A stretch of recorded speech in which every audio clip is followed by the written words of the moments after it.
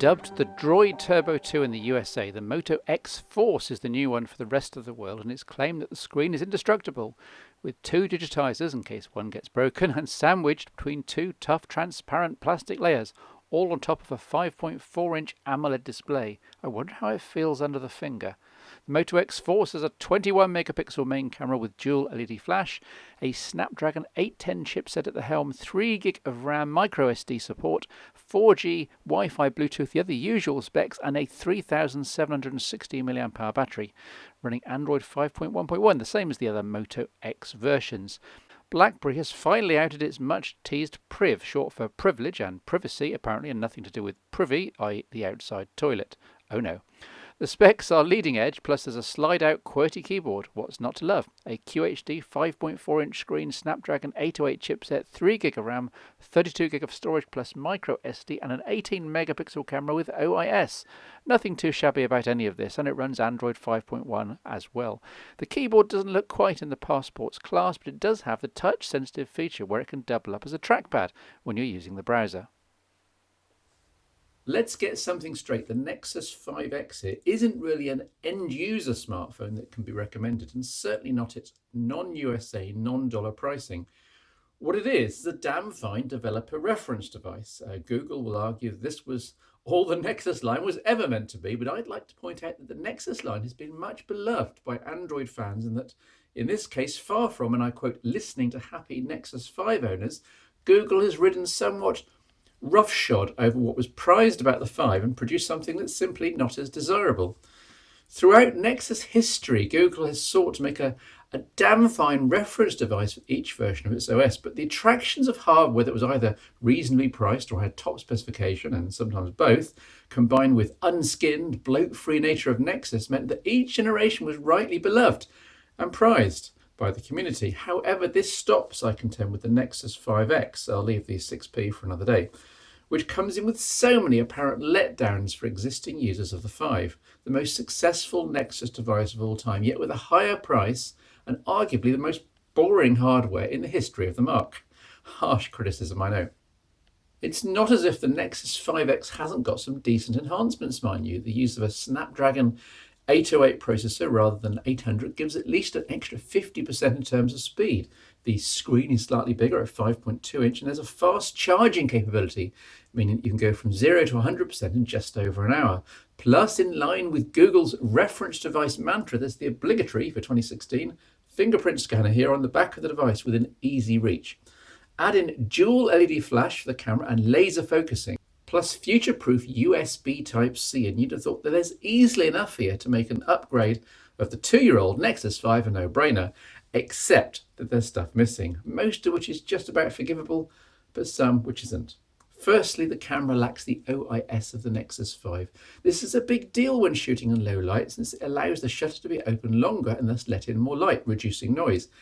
In fairness, the new camera does have a larger sensor and larger optics, so low light shots come out quite well without needing stabilization, but still, I'm a camera geek and I like OIS. Secondly, there's no Qi wireless charging. I and many others love this and swear by it. Put the Nexus 5 down on a convenient charging pad and you're instantly being topped up, a dozen times a day perhaps, with battery always near 100% and zero wear and tear on a physical connector or hassles plugging the jack in. Now, Google argued that the presence of a bigger battery, 2700 mAh versus 2300 in the Nexus 5, faster charging and optimizations in the OS, DOS, all mean that you won't need to charge at all during the daytime. And again, to be fair, the Nexus 5X did get me easily through a day each time with power to spare. So, okay, I'll give it a pass. Thirdly, and while on the subject of charging, Google talked about fast charging, referring to a full 3 amp input via the Type-C connector with a suitable charger in the box. While admirably high current, and while this does the job, why on earth didn't LG and Google go with the industry standard, Qualcomm's Quick Charge 2.0? This uses multiple voltages and currents to achieve even better results, plus you'd then be able to charge quickly from any suitable charger you came across in daily life, rather than having to scurry back to your LG-made Nexus charger at home to get that fast charge. I will give the 5X yet another pass, since the charging issue isn't a showstopper, but it is an annoyance. Fourthly, and yes, this list is growing, isn't it? RAM. While I contend you can never have too much of it, there's also no point in going for too much RAM and having it powered up and idle in a phone, draining precious power. The Nexus 5 had 2 gig and proved about perfect. One could sense it hit the buffers once in a while, but 99.9% of daily use was contained happily within the 2 gig limit, with stock Android, of course. And now we come to the 5X, 2 years down the line, and with a whole new version of Android and a next generation processor.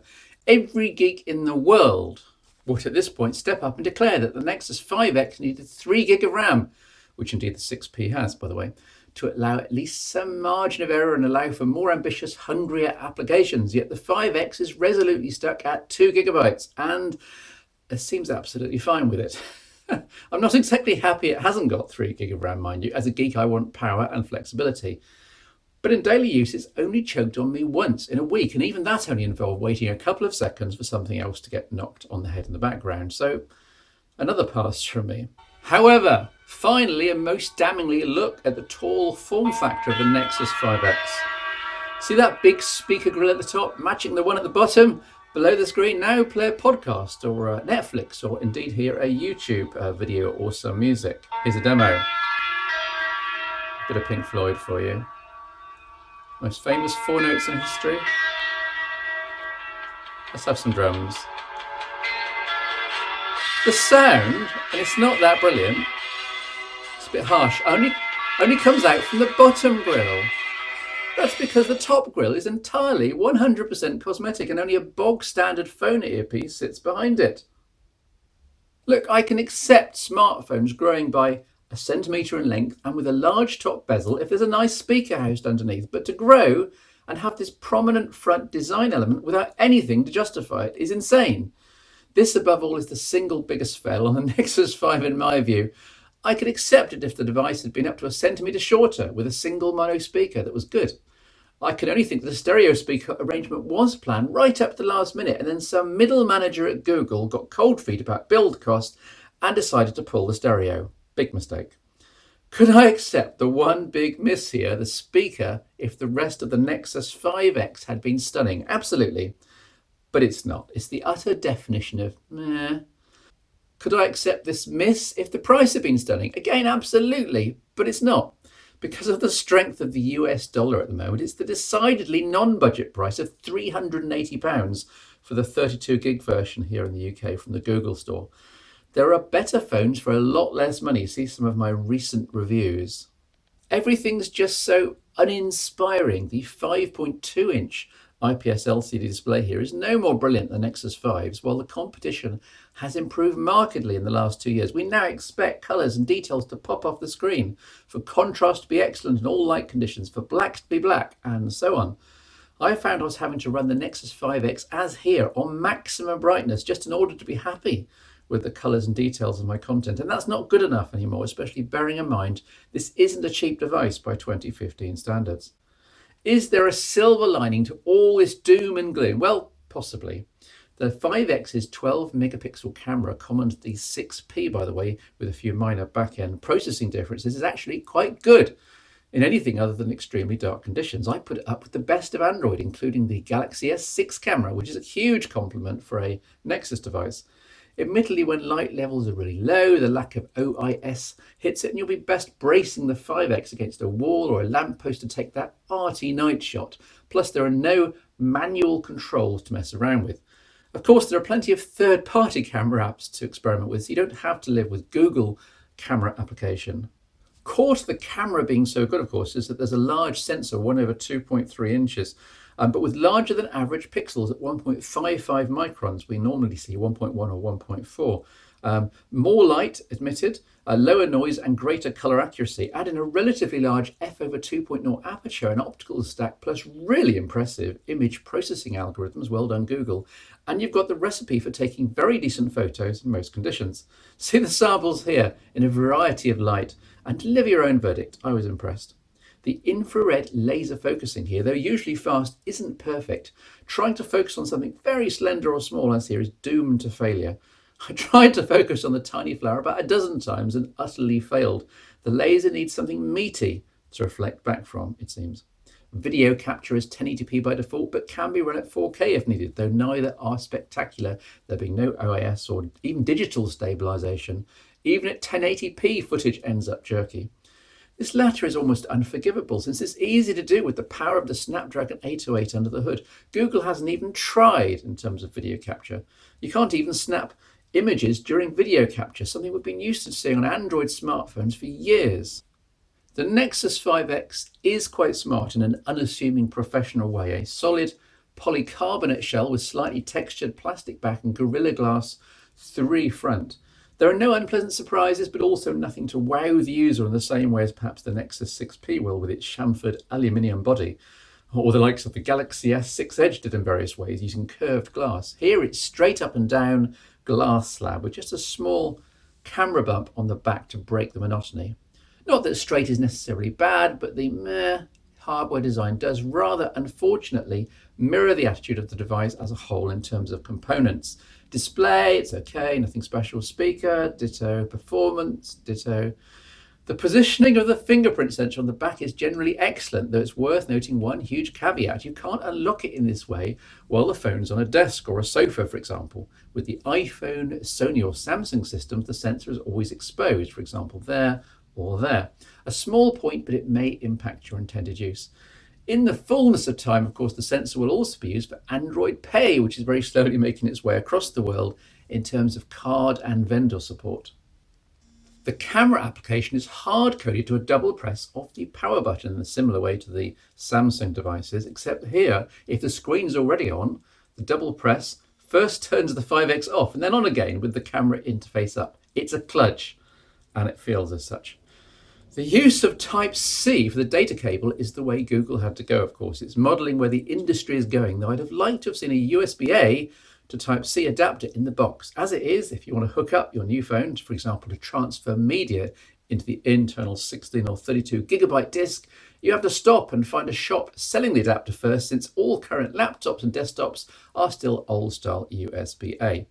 Not a problem in the long term, of course, and the reversible, more durable nature of Type-C will benefit us all in the end. Android 6 itself is well known by now, so let's move on to its star feature, Google Now on Tap.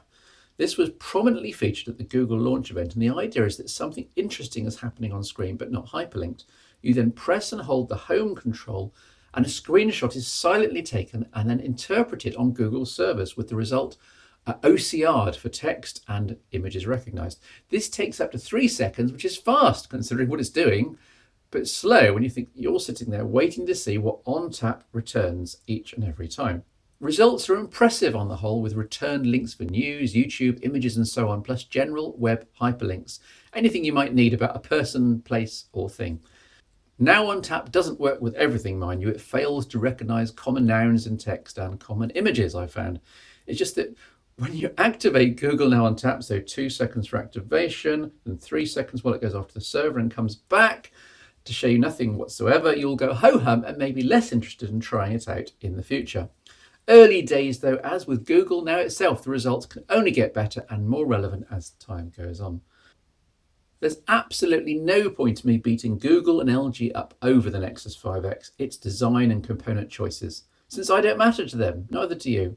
The 5X is for developers to play with and to check that everything they're planning for Android 6 works as advertised.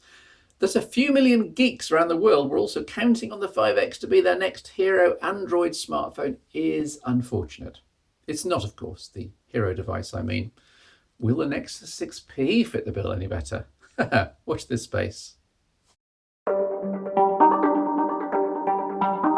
As we get into the Christmas buying season, I wanted for this latest Proporter slot to take a hands-on look at some new arrivals and stocking fillers. You may know that I personally like using my smartphones naked, get the jokes out of the way, so that I can appreciate the phone design and materials. But this does mean that a really good case is needed. This is the £25 Proporter real leather sleeve for the Galaxy S6, S6 Edge and a few other phones. You can't fault the description, by the way, with integral sprung ejection system. Plenty of protection all round, a snug fit and yet easy removal of the phone. Down at the more affordable end of the spectrum, the £4 stereo Y splitter is perfect if you're eyeing up the twin headphone jacks in the Marshall London, for example. Here, any phone can output audio to 2 headsets at once, perhaps watching a movie with your partner on a bus or a train. For outdoor types, hook up this £8 triple LED solar torch on your rucksack or belt, and you'll always have a charged up emergency source of light. Do remove the ProPorter protective plastic though for maximum efficiency, especially in the UK light. Finally, you'll have gathered how much I like the ProPorter premium micro USB cables with integral tie and non-tangle design. They're incredible and they start at £4. But did you know they come in 2 lengths and in blue, orange and here in shocking pink, making it much easier to pick out in a dark and full gadget bag. Oh, and I noticed that you can get a massive 15% now off your ProPorter order with the promo code Please Don't Bin Me. It works. What are you waiting for?